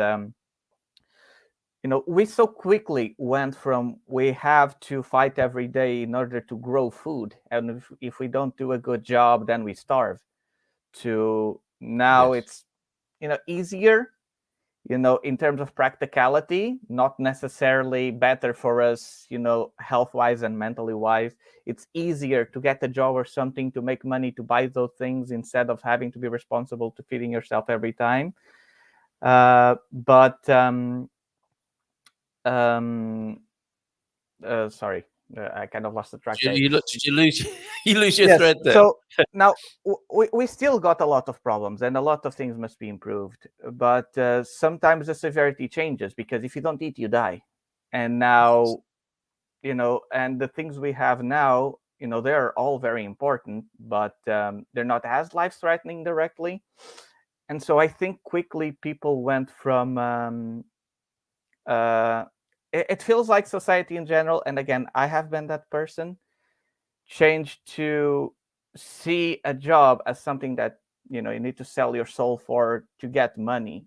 And the only reason why most people now work, and again, based on my experience, is to get money. Because I used to I applied for a job in a kitchen in a restaurant one time, because I love cooking. I wanted to learn more. I figured, hey, if I'm going to have a job, I want one where I can learn, where I can improve.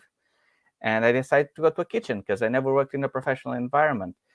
But I stayed there 1 week because, they really were there just to make the salary. They didn't really care the quality of the food they were making. They would peel the onions like 4 days in advance, put them in a plastic bag, cut the roots and all that, because it's easier and quicker. And then if there was some leftovers, they would microwave it the next day to give to the clients. And it's like, it was just working, to get that money. And it feels like there's no real purpose. People just kind of go with the flow. They don't think, okay, I'm going to be working at the kitchen. I want to, make the best food possible. I want to make my clients happy. Because if you don't have that, you're working for the salary. And if you're working for the salary, then it's, you just do your time, do your clocks. And it's a matter of observation, isn't it? I mean, what are the differences in these mindsets? We only find that out for ourselves, don't we? Which I think is the only way to do it. You can only know in your own experience what's going on for you. And I don't think you're demonizing poor people. In many ways, I mean, at all. Calling a group of people poor is a demonization in its own way, isn't it? But anyway, I'm sure we'll discuss that at another time, at another tangent. James is Holly. It's too expensive to retire as a middle class person who uses money to live. I'm not living a stingy life now to have money later. I thought I'd have to work forever. And a lot of people are in that sort of condition, aren't they? Thank you for that, Nubianette. I think we've got lots of comments to catch up on here, including Abu Shager. Okay, getting sick. I think we opened a can of worms here. You did, but that's our job. Getting sick in 2006 cost me dearly. Thought I would be working another 15 years or more. I scratch out a living now, and I'm thankful for disability pension now, old age pensions, but it's not as easy. Don't worry, just change your mindset and everything will be okay. Oh, come on, Rebel Mama, come back to the light side with us there. That wasn't. I don't think it was meant in any way as a. I'm not even going to go there right now. I'm very happy to discuss it, but I think that will take us off in quite a dark direction, frankly, which I don't want to do right now. Maybe discounts. But that's the interesting thing as well. Sorry to interrupt, and I really believe that 98% of the world agrees on most things. We all want everybody to be better. We all want everybody to have more fulfilled lives and to everybody to be happier, but there are some small things where we either disagree on how to get there, or we kind of are in agreement, but the way we communicate feels different. And then for example, the way Comments Rebel Mama was made, and I think we already kind of explained that a little bit, and I love her as well. I've had lunch with her also, and we're good friends, but I think those comments come from a place of she cares so much about other people. And then when she thinks about, how some people, are insensitive to all of these things, then it stirs you up, right? And you get emotional, and it's like, it's a natural response. And I know that, the things that I'm saying, and maybe the way that I'm saying, because I'm still not a perfect communicator, it's very easy to misunderstand. And in fact, there are a lot of things that I've been learning and refining and improving that I only have kind of a feeling, for myself. But if I try to put it outside, it's really hard to put into words. And it's really hard to explain exactly what I mean, because, it's that fine line thing. But I think everybody wants the best thing. And like my commitment and the reason why I do stuff like this is because I take it like my life mission. To every action that I take, I want to make sure that I make the other people's days better, right? To have them entertained, to improve their lives, to be happier, to be healthier, to enjoy life, because I want people to enjoy life. And for example, one couple that met me, I don't think they met me through the Good Morning Portugal show. I need to tell them to watch. How is that possible? Apparently, the word has been spreading on some expat groups. Anyway, boo! And, they were talking to me, and they would arrive, in Portugal, and they would be like here for 3 weeks. And the first week I was really, really busy, so I wasn't able to do anything with them. And as we were scheduling, a visit, next Monday, which was like a week after they arrived here, they did say that this wasn't really working because they've been here for a week, and they were thinking that we would have showings and all that. And I felt really bad because I knew that I could find them a rental in that period of time. I knew that with their requirements, it wouldn't be the hardest thing in the world to find something on the time they would be here. But the fact that they felt bad, either because I didn't communicate enough, that take responsibility thing. Maybe I could have communicated more often. Maybe I should have been more clear and transparent and say, hey, I'm more busy this week. I will get in touch with you by this day. We'll schedule a visit by that day, and we'll have that done. Yes. And just the fact that they felt that, irregardless of me knowing that I could fix it in the future, I felt like I failed, right? Because I don't want people to feel like I failed them. And if I'm working with anybody here, or if I work with anybody here in the future and you feel that way, please let me know so I can know and change and improve. And the reality is, within that week, we went to see 4 or 5 properties, and we did close the rental on the Saturday. So all good, they're fine. I took them to Taberna Belga to eat one of the best francesinhas. But still, I want to make people's lives better. And even though I have to make money, and we're not the richest family in the world by far, but there's something in me as well that gets really repelled to the what's in it for me mentality. Like, I get really turned off when I'm trying to find a property for an expat, and I call the agent, and you get that feeling that you're wasting their time, or that they just care about their commission or whatever. I actually have one time I met an expat couple. They told me, hey, we want to buy a home, a buy, not a rent, a buy. And we found this one that we really like, blah, blah, blah. And I'm like, that's fine. I'll give them a call. I give them a call, one of those big real estate agencies in the world. And they were like, hey, I need to speak with my manager, and I'll let you know. That's absolutely fine. Thank you. Then he calls back, hey, Vitor, we won't be able to do the visit because we don't, do partnerships with other agencies. Sorry. And I'm like, that's absolutely fine. You can keep the full commission. I'll just go with them. I'll show the home with them. We can talk. You keep it to yourself. That's absolutely fine. And they were like, yeah, we can't do it. Sorry.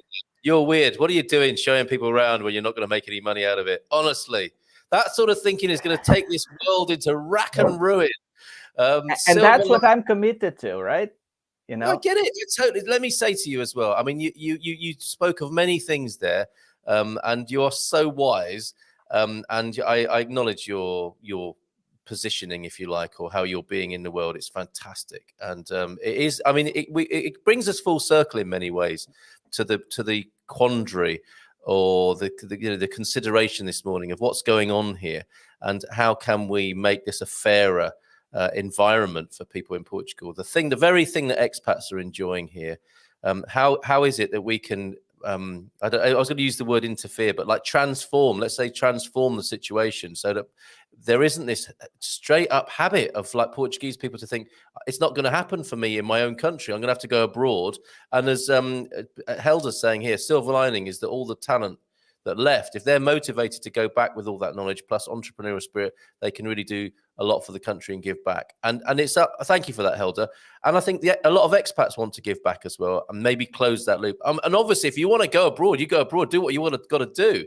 But if we can make it or help and support a situation that's transformed into people not having to go through this hardship of leaving the bosom of their family here in Portugal and the lovely lifestyle here, just to go and get on a different, faster, better paid hamster wheel somewhere else in the world, only to retire back in your country of birth. Bring it on, let's do it. And I think you're part of that solution, Vitor, in how you see this. It is the sort of a very thing that I'm looking for and talking about this morning. War is bad, but it does make precious metals go up. Thanks, and I was speaking about that mindset thing. It's not only just the poverty and scarcity and all of that, because I can understand that, but many times that can coupled with that, that need, that need for survival, and you think you need money, that can lead many people. And again, talking to me right now, that can lead many people to kind of do things just for money and for the wrong reasons. Right. And I really believe that there's not enough people, working for free. And when I mean working for free, I don't really mean without even getting a commission or anything, but like helping people. Right. So I'm a real estate agent. It costs me nothing, maybe a few minutes to give you some advice, to talk with you, and to maybe show you some properties.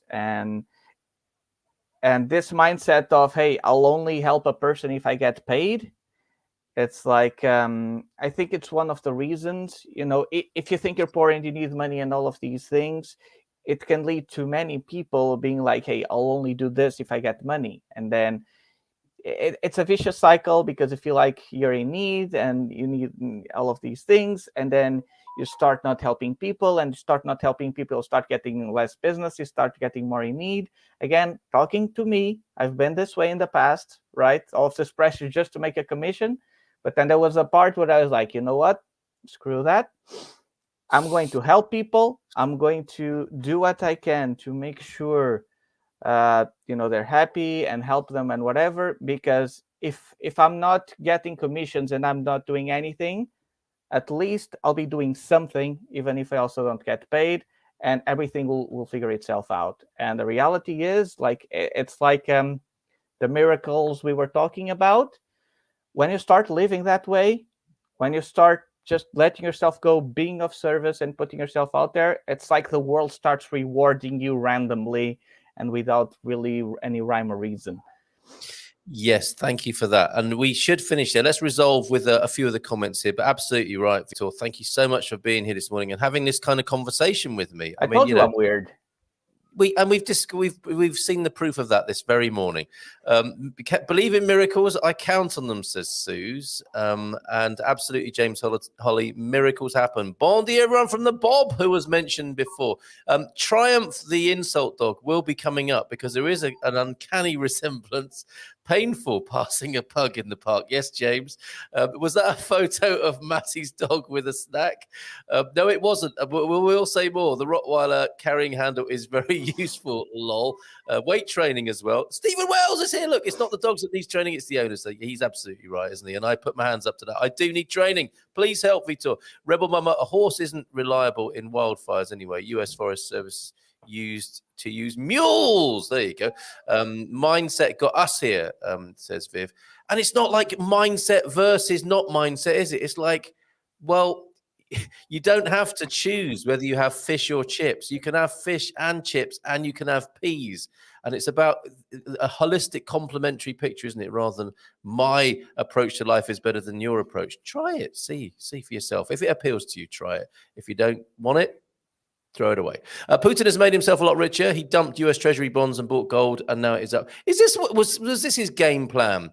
I don't know. What can you really know about Putin when it comes through all those lenses and optics? Hi, friends and gumpers. Do any of you live in Faro? Reach out, please. Try talking my alpha to walk by your side in 5 minutes.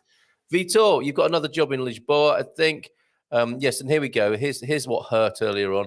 I have been there and seen it. Carl, I could have helped you too with the dogs. Thank you, Matty. Next time you're in the neighborhood, do that as well, please. See you on the 10th from Lonnie. Terry Wells there, CV of Terry Wells. You make it heaven. She's from Philly. That's all you need to know. Beautiful. And is the 1965 guest the Gumper now living in Porto? Yes, he is. Or he was there when we most recently saw him. Radical Honesty saw me walk out of a meeting yesterday. Walking out, is that part of radical honesty? Let me read on though. After I left, there was a 20-minute discussion about my reason for leaving. Turns out we're all just as upset, but it needed me to action and change. Yes, Deborah Davies. She stuck around and had a discussion after having the first response there. Bless you. Ubi's here. Bon dia, gente. And I love that. Thank you very much for that living example there, Deborah. Oh yeah. Says Rebel Mama, I'm always that person. We believe that, Rebel Mama. Somebody has to do it. Good for you. What Vitor said is just 1,000% true. Dogs are easy to train. People, not so much. Okay. Putin is the archetypal bully. We all watch and stand by while he terrorizes, assassinates, cyber attacks, and divides people. In the end, the only way to deal with a bully is to stand up to them, says Garvo. Morning, Garvo. And OLP, look at this, everybody. Hi, no hard feelings here for the, it's NHF, no hard feelings for the OLP. Hi, Carl, and you lovely gumpers. All sorted out. Ego awareness and management is key to healthy communication. It's true, isn't it, Vitor? Yes. And Bob, Capricorn 12, I bought my 70-year-old trumpet to Portugal, not a euphemism, with me. It's older than me. Let's get together and make some noise. We've got a band forming here. We're going to get the band back together. I believe Mia has translated the entire birthday song. But yeah, I mean, no disrespect to Mia. We will have Mia here via a video, probably, not live tomorrow. But if Vitor will come back and decode Parabéns a Você and get us singing that will be a major step. It'll be one giant leap for Portuguese-speaking mankind. The Algarve is fantastic for sunshine, so I'm sure very soon I will have to join the Tesla family. Carl, do you remember you stated you need to look at a socket and you spend 20 euros? Yes, I can imagine myself saying that. Off-grid is the way, yeah. My Arvo had a donkey and cart. He'd my Avo, not my Arvo. He'd go to the Fundal on market day and get drunk, fall asleep in the car, and the donkey would take him home. Now that's a lifestyle we can aspire to, isn't it? That sounds perfect. 20 kilometers, and you wake up back home because a donkey has taken you back home there. Superb. Thank you for that, Prof. Speaking of electric cars and batteries, the Portuguese government approved the lithium licenses. Companies can now extract the stuff. Oh, that's not going to end especially well, I don't suppose. Helder Pinto, if more people adopt the push yourself by the bootstraps mentality, you'd be surprised by the outcome. Careful, Helder, you'll be voting Shaker next. Not my words. Life is a burned steak, small, tough, and the chips are always stacked against it. Oh, come on, Andrew. Miracles are also available to you this morning. Loving the conversation we've had this morning. Thank you, everybody. We've dared to go there. We've gone there. And look what happened. Beware anyone who starts to comment with, dude, look or listen. Yes, I think there is that, isn't there? But also stick around and see where it goes and have a great conversation with that person. Like all human dynamics, each case is unique. There is no us and them. Some are poor from bad choices and some bad because of circumstance, oppression, opportunity, etc. And Carl, Rebel Mama, wasn't being antagonistic. She was opening up the debate. Maybe you don't want a discussion and just want agreement. Yes, I do. And how dare anyone disagree with me on my own show here? Don't agree with your point of view, Vitor, but I do hope that philosophy works for you in your life. Now, there you go. There you go. That's what we've come to love here, isn't it, in this community? I don't like what you're saying, don't agree with what you're saying, but good luck to you, my friend there. Love and unity. Hashtag. If everybody felt that way, we would all be so much better. Like, I think 95% of most people's efforts nowadays just fighting the other side.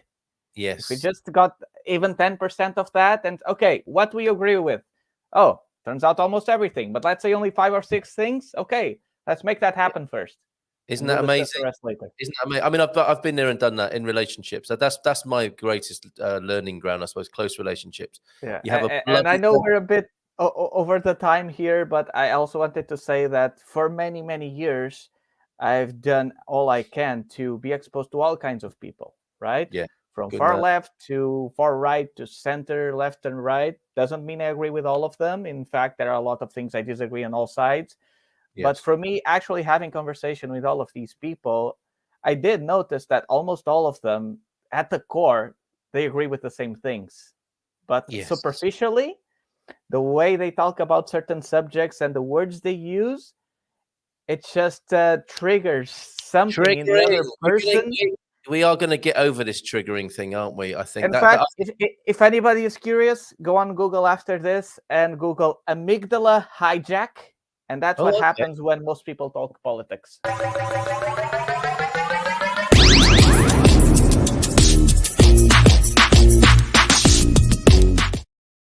There's your amygdala hijack. Right there. Everyone needs that, don't they, to hold up at a meeting. Sorry, my amygdala has just been hijacked. Oh, okay.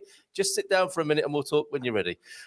Superb, loving this. And you know what? Are you okay for a few more minutes, or do you need to go? Oh, I am. Because somebody told me this beautiful story. I can't remember who it was, and they have a couple of workmen, some craftspeople on their site, and I think they're in their 80s, and one of them was Carnation Revolution guy, and one of them is still pro Salazar, and these are best buddies who work together every day, and they have these polar opposites. Find me 2 American 80-year-olds who can do that. I mean, they must exist, but I don't associate America anymore with that any more than I do the UK. Find a pro-Brexit and an anti-Brexit person who can sit down and have lunch and do exactly what you said, Vitor. we agree 98%, Yes. 99%, 99.9%. We want the best for Yes. people. We want the best Yes. for each other. We love people. We love life. And then the amygdala gets hijacked, doesn't it? It's incredible. Yep. It's incredible. Yep. Thank you, Yeah, and Cindy. if I can add a small thing as well, there was also a couple I helped move here, and particularly if they're in America, people are even more hyperpolarized. It's like it's oil and water. They don't really mix, and there was this thing where you would either wear a mask, and everybody who didn't wear a mask, would get attacked and they were killing grandma, or you didn't wear a mask and everybody who did wear a mask were wearing face diapers and they were stupid and cheap and brainwashed and blah blah blah. Yes, very familiar. And so maskless people would go to maskless businesses, masked people would go to masked businesses. There was like this divide, right? And one of the couples that I helped move here, they were on the side that did not wear masks, right? Because whatever, it's they're all great people, but they just happen to be on the side that didn't wear masks. But when they got here in Portugal, people here are so non-aggressive and hostile about it that they were like, hey, you know what? Let's wear a mask. It's fine. Like if it makes other people comfortable and they're not against us to our very core, just because we are or not wearing a mask, then hey, it's no problem. Because here, if you don't wear a mask into a store or something, you don't get berated, you don't get attacked. They're like, hey, you need to put your mask up, and they're like, oh, sorry, I forgot, right? And we really need to bring more. Empathy doesn't mean you agree with the other person. It means you can see things from their point of view, and you communicate with them. And the way I see it is, if someone has a different point of view from me, and I am not able to explain things, if necessary, but if I'm not able to explain things in a way where the other person would agree, then maybe I don't fully grasp it yet, or I need to communicate better. Oh, bless you. Or sometimes it's just a matter of opinion. You see this here? It's a mic drop moment. You've got the mask. You've got the mask. You can have the show. On that note, you can have. It's yours. Put the mask on. It's yours. There we go. All yours. Hello, don't forget, tomorrow we will have the Portuguese birthday being sung, because I don't know how to sing it. I am so offended. That's not how I talk. In the dark, my amygdala has been hijacked by that, Vitor. Stop it. In the darkest cloud, always look, last few comments, always look for the silver lining and head for it. I've had some serious dark times in my life, and it's the optimist in my personality that's got me through. Well done. I love working and volunteering. Stop commenting now, everybody. Okay, we need to finish. Both are active ways to socialize. The money from work helps. Of course it does. We've got to get by in this society. And we can expand, can't we? I don't think we can shrink our way to the greatness that we are by getting rid of things. We're adding, we're growing, aren't we? And Pete, agreeing with you, Chris, very wise words and far too true. It's not the rubbish that is thrown at you, it's how you deal with it. Yes, like the goat poo earlier on. When life gives you horse manure, grow roses. Kumbaya. We like that. Oh, I just have to say this quote from Zig Ziglar. Stop it. Okay, go on then. One more. It's just a quote. And he says, when you are throwing mud, you're not doing a thing in the world but losing ground. And whether or not you hit your mark, you still got your hands dirty. Oh, you're very welcome to say that. Brilliant. Might have to segment that out. Very good. Glass half full or half empty is a glass that has 50% of potential opportunity. But always remember, there go I. But for the grace of, you have to steal your... He's a happiness thief. Look at this. No, it's been pretty boring this morning, really, Moaz. But you know, it's like when Vitor comes on, really boring. Yes, even if it's done for a paycheck, it's still coercion and puts folks into survival mode. Doing something for a paycheck. Do you read Anarchist Theory? I think you would be interesting. It would be interesting. I wonder who that's pointed at. Yep, get into the habit of understanding the things you wish weren't. Oh, very good. This is Portuguese people. Showing us how it's done this morning. And here's another one. João F.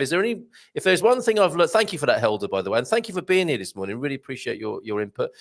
If there is one thing I've learned over the years, is to be humble about trying to set up solutions for other people's lives. Yes. And I'm aware of this, João F. Believe me, I'm not trying to teach Portugal how to solve its problems, but I think we should talk about this anyway, without actually being in their shoes. Thank you, João F, for that. Oh my goodness. The amount of Portuguese wisdom this morning is overwhelming. This sounds like day one of the Landmark Forum. Agree, disagree, right, wrong, good, bad, true, false. Thank you very much, Lonnie. Do you know anything about the Landmark Forum, Lonnie? Bob, maybe not understanding your comment. The right doesn't only demonize, of course. Neoliberals are worse. Really? Okay. And there are more that I want. We've gone to peak comment. We're over the threshold, but I do need to touch on some of these before we go anywhere. I volunteered at a small town dance, sold the tickets at the door, so I had a brief interaction with everyone who came in. Loved it as the newbie in the area. It was the icebreaker for later chats. Lovely. We cannot control anything or anyone outside ourselves. The best we've got is influence. Yes, be careful how you, and this is what you were saying, Vitor, working on how you influence people, of course. The world's history is full of change my life. Yep. And you can also modify and improve your communication skills. Not that they're in any way shabby.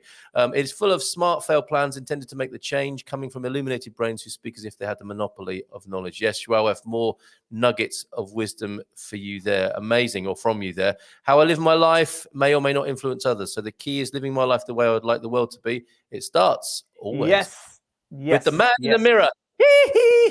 In my humble opinion, best way to help the Portuguese is learn the language, pay your taxes, and engage with civil society. Thank you very much for that, Prof, with your moustache there. Vitor lives and works from the generosity of being the best of Portuguese, loving and generous. What does that sign mean? Because when I was at school, that meant something that I'm not sure you're trying to articulate right here. What does that mean? It's like embarrassed.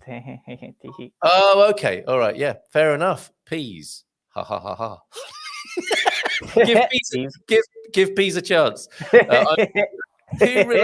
Portugal, I forgot to charge my phone and ended up sleeping till nearly 9 o'clock. Oh, and we haven't done a 2-minute taster. We'll carry that forward tomorrow. Thank you so much for those, Dougie. Individually, we only have limited power. Let us therefore focus on doing good in every little thing each day of our lives. Oh, wow. It takes long time to produce results, but it is consistent. Oh, bless you. And look at this. Oh, you too. Get a room. Get a coaching room. Joao F. Another true Monday, truly generous Portuguese host and lover of life. Thank you, Joao. Oh, and about radical honesty, I'm a bit autistic, so honest is the only way I can respond. I've noticed, Matty, and as I do not sense emotions, I don't know if people are offended or not. And isn't that amazing? Isn't it amazing that you have that level of self-awareness and you describe? I love that. And I love that about you, Matty. Thank you very much. Offense is taken, not given. That said, I do my best to be as neutral as I can. What did you just say? Offense is taken, not given.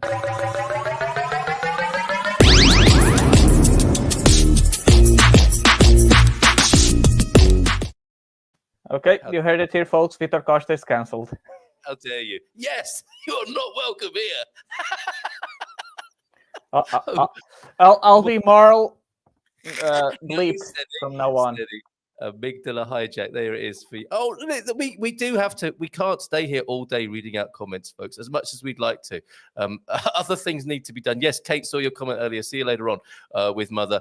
Live by example and by example, not dude, you're wrong. What?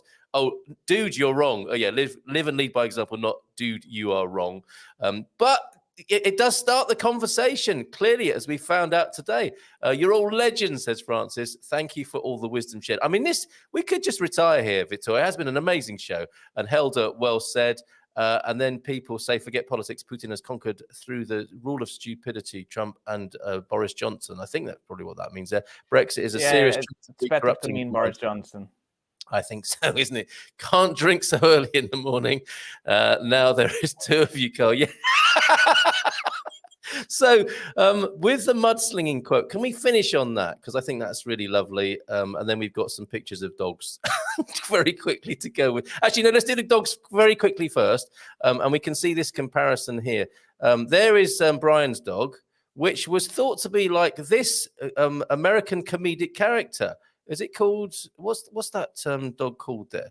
I'm just trying to find out. Oh, Triumph, the insult comic dog. A stunning resemblance there. So when you get to Portugal, you can rent out your dog for such appearances. And a quick dad joke for you. The medical term for owning too many dogs, a roverdose.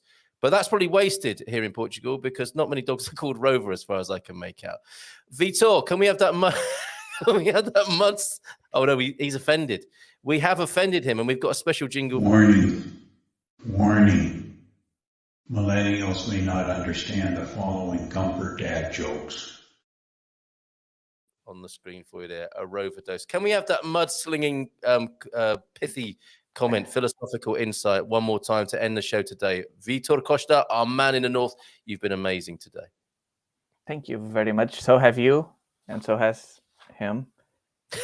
And so have all of the people watching. And thank you very much for the wonderful comments. And the it's good to be challenged.